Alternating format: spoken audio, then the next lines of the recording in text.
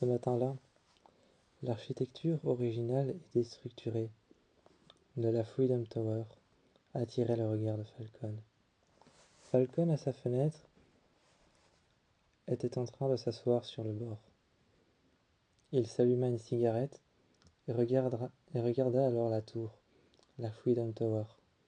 Ensuite, il glissa son regard vers la tour Kirchner, et puis glissa son regard vers l'Empire State Building.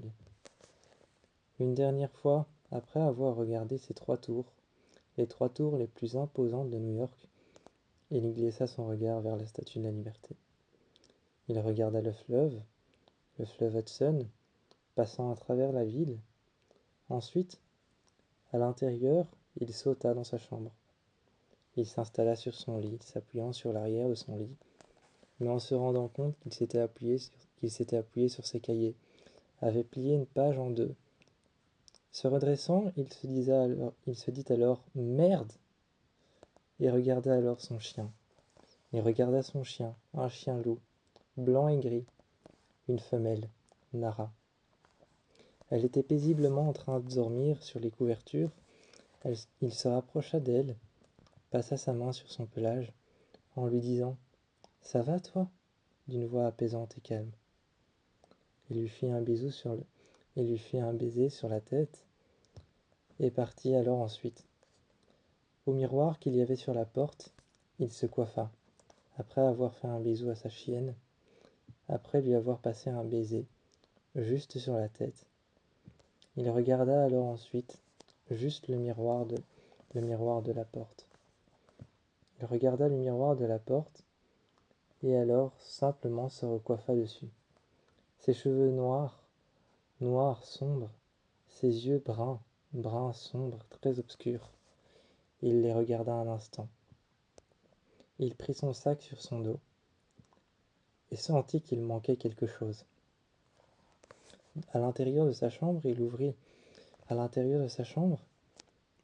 simplement son armoire. Il regardait les vêtements qu'il y avait à l'intérieur et prit ensuite un sweat. Il déposa son sac par terre, mit ce sweat gris, ouvrit la tirette en se disant que c'était mieux comme ça, prit la clé de sa voiture et ensuite les clés de l'appartement.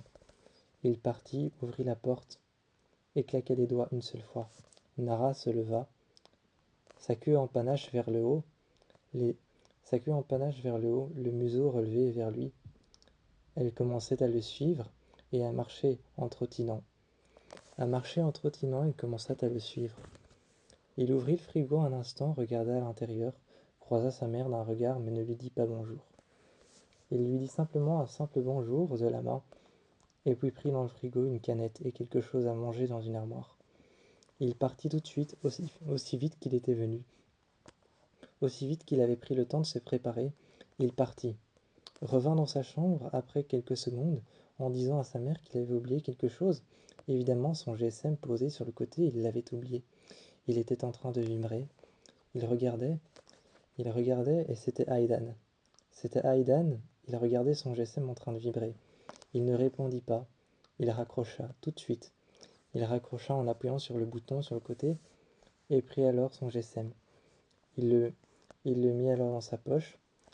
Arrivant en bas avec Nara, il s'asseya sur le bord. Et la caressa, en lui disant « Attends une minute, il va arriver ». Il vit alors arriver une grande BMW. Blanche, une X2. La portière s'ouvrit du côté de la route, faisant le tour de la voiture devant le pare-choc, un jeune homme habillé en gris, avec un jeans gris, avec un t-shirt gris. Il était arrivé. C'était Aidan qui était en train d'arriver. Il se frottait les cheveux. Ses cheveux paraissaient encore plus blond platine avec la lumière du soleil. Il frappa à la porte très fort, en lui disant « Tu viens ou quoi ?» Sa voix étouffée par la porte, il était en train de lui dire « Tu viens ?» Il ouvrit la porte. En ouvrant la porte, il lui dit « C'est bon, j'avais juste oublié un truc. » Appuyé contre la voiture, lassé, il lui dit « T'oublies toujours un truc. » En le regardant tourner avec son chien. en le regardant tourner avec son chien, avec Nara qui était en train de tirer sur la laisse. Avec Nara qui était en train de tirer sur la laisse et de regarder les passants qui étaient en train de traverser, lui aussi tirait sur la laisse. Et il regardait Nara en lui disant « Attends 2 minutes » et en même temps il parlait à Aidan. Aidan, appuyé contre la voiture, lui dit alors « T'es lent, mec ». Il le regarda tout simplement, haussa les épaules et lui dit « Qu'est-ce que tu veux? J'avais oublié un truc. » Encore une fois lassé, Aidan lui dit « Qu'est-ce que t'avais oublié cette fois-ci » Il prit alors son GSM dans sa poche et il dit « Mon GSM, j'ai vu ton appel en absence. J'ai vu l'appel que tu m'as envoyé. Pourquoi est-ce que tu voulais me téléphoner ?» Aidan s'était levé et a dit « Peut-être pour te dire que j'étais juste en face de ton appartement, juste en bas de ta chambre. » En haussant les épaules, tout de suite, Falcon dit « Je n'avais pas remarqué. » Il regardait les voitures passer derrière eux. Il regardait les voitures passer juste derrière Aidan, et Aidan se retourna en disant, en s'appuyant sur sa voiture, « Qu'est-ce que tu regardes comme ça ?» Falcon, tout simplement, disait, « Les voitures derrière toi. » Aidan s'est un peu énervé, mais calmement, en restant calme, sur un ton calme, il lui dit, « C'est pas les voitures que tu dois regarder, c'est moi.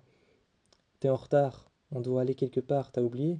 On doit aller quelque part, t'as oublié, c'est moi qui te conduis aujourd'hui. » Rentrant dans la voiture, Falcon était en train de regarder Aidan qui était en train de conduire, concentré sur la route. Ses cheveux blond platine paraissaient encore plus blonds et paraissaient encore plus lumineux avec la lumière du jour. Sa voiture avec un toit vitré, avec un toit rétractable vitré.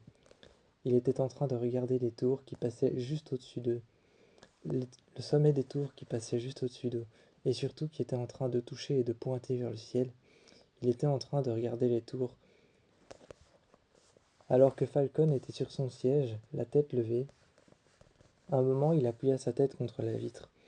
L'air lassé, et regarda alors les passants sur les bords, les enseignes sur les murs, et lui dit alors, en voyant l'enseigne d'un fast-food, il dit alors tout simplement à Aidan, « Est-ce qu'on s'arrêterait pas pour manger un truc ?» « Ok, si tu veux, répondit alors Aidan, les 2 mains sur le volant et un sourire aux lèvres. Mais tu veux manger quoi? Regardant les enseignes tout autour d'eux. Falcon s'est alors tourné vers lui, un sourire en coin. Esquissa simplement un petit sourire et lui dit « Je sais pas, toi, qu'est-ce que tu veux manger ?» Avec les 2 mains sur le volant, Aidan était en train de lui dire, avec le même sourire « Non, toi, qu'est-ce que tu veux manger? C'est toi qui as eu l'idée. » Finalement, ils se sont arrêtés. Et là on croisait un jeune homme qui attendait juste en face. Ils ont croisé un jeune homme qui attendait juste en face, une corpulence musclée, des vêtements plutôt simples, blancs, avec un jeans. Il attendait, avec des baskets blanches, il était en train de s'allumer une cigarette. Sur le point de s'en allumer une, Aidan n'hésita pas une seconde pour lui en demander une. Il lui a alors gentiment donné une cigarette qu'il a mis dans sa bouche et lui a demandé du feu. Il s'est avancé et lui a mis un briquet juste sous la cigarette, qui s'est allumée. Ça commençait à sentir la nicotine, le tabac. À l'intérieur de cette odeur, entre deux, Falcon ne se sentait pas très bien. Il laissa alors sa chienne partir et partit avec elle juste le long de la route. Il revient ensuite et avait vu Aidan en train de parler à cet homme qui s'appelait Ethan et était en train de lui parler. Finalement, lorsqu'il lui avait dit qu'il était plutôt sympa et qu'il était en train de flirter gentiment avec lui, Falcon eut simplement l'idée de se mettre à 3 ensemble. De retour à son appartement avec Ethan, ce jeune homme qu'ils avaient croisé au bord de la route, ils en ont parlé dans sa chambre, et Ethan, sans aucun souci, répondit « Oui, pourquoi pas ?» Mais il fallait savoir si tous les 3 étaient d'accord. Ils en ont parlé toute la nuit, mais tous les 3 étaient bien d'accord lorsque le lendemain matin ils se sont réveillés l'un contre l'autre.